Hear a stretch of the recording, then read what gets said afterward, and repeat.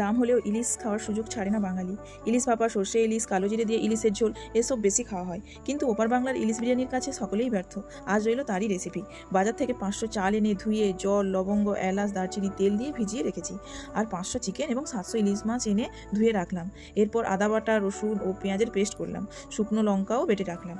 এরপর মাছ ও চিকেনটাকে ম্যারিনেট করে রাখবো। কয়েক টুকরো ইলিশ মাছের সঙ্গে আদা, রসুন বাটা, পেঁয়াজ বাটা, লঙ্কা বাটা, বিরিয়ানির মশলা, হলুদ, টক দই, তেল ও স্বাদমতো নুন দিলাম। অন্যদিকে চিকেনের সঙ্গেও আদা বাটা, রসুন বাটা, পেঁয়াজ বাটা, লঙ্কা বাটা, বিরিয়ানির মশলা, হলুদ, টক দই, তেল ও স্বাদমতো নুন দিলাম। এবার বেরেস্তা ভাজতে বসিয়ে দিলাম। অন্যদিকে একটি পাত্রে জল গরম হলেই ভিজিয়ে রাখা চাল ও সঙ্গে আরও একটু লবঙ্গ, এলাচ, দারচিনি ও সাদা তেল দিলাম। অন্যদিকে বেরেস্তা ভাজা হয়ে গেছে, সেটা লালও হয়ে গেছে, ওটাকে অন্য পাত্রে তুলে রাখলাম। এখন ওই বেরেস্তা ভাজার তেলে আলুটাকে ভেজে নিলাম। অন্যদিকে হাঁড়িতে চামচ দিয়ে দেখলাম চালটা প্রায় 70 থেকে 80% হয়ে গেছে। ওটাকে নামিয়ে ফ্যান গেলে রাখলাম। এখন একটি কড়াই নিয়ে তেল গরম করে তাতে লবঙ্গ, এলাচ, দারচিনি, তেজপাতা, লবঙ্গ, জিরা ফোড়ন দিলাম। একটু ভাজা হলেই ম্যারিনেট করা চিকেনটাকে দিয়ে দিলাম। সঙ্গে আর একটু ঘি, টক দই, গোলাপ জল অ্যাড করে দিলাম।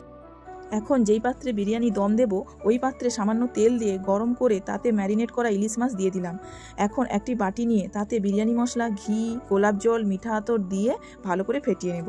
অন্যদিকে ইলিশ মাছটা রান্না হয়ে গেছে, সেটাকে একটি পাত্রে তুলে রাখলাম। ওই পাত্রেই একটু বানিয়ে রাখা বিরিয়ানি মশলা দিয়ে রাইসটাকে মেখে তুলে রাখলাম ন্যাচারাল কালার করার জন্য। এবার ওতেই বানানো বিরিয়ানি মশলা দিয়ে রাইসটাকে লেয়ার করে দিলাম। মাছ ও আলুগুলো সাজিয়ে দিলাম। বাকি গ্রেভিটাও দিয়ে দিলাম। সঙ্গে বিরিয়ানি মশলাও দিলাম। আবারও প্লেন রাইস দিয়ে লেয়ার তৈরি করে নিলাম। এবার ওপরে ন্যাচারাল কালার করার জন্য তৈরি করা বিরিয়ানি রাইসটা ছড়িয়ে দিলাম। ওপরে আবারও সাদা রাইস দিয়ে বিরিয়ানি মশলাটা দিয়ে দিলাম। সর্বোপরি ওপর থেকে বেরেস্তা ছড়িয়ে দম দেওয়ার জন্য রেডি করলাম। একটি ননস্টিকের প্যানে অল্প জল দিয়ে তাতে বিরিয়ানির হাঁড়িটাকে বসিয়ে দিলাম দম দেওয়ার জন্য। অন্যদিকে আমার আলু দিয়ে চিকেন চাপ রেডি হয়ে গেছে। এখন খেয়ে দেখার পালা।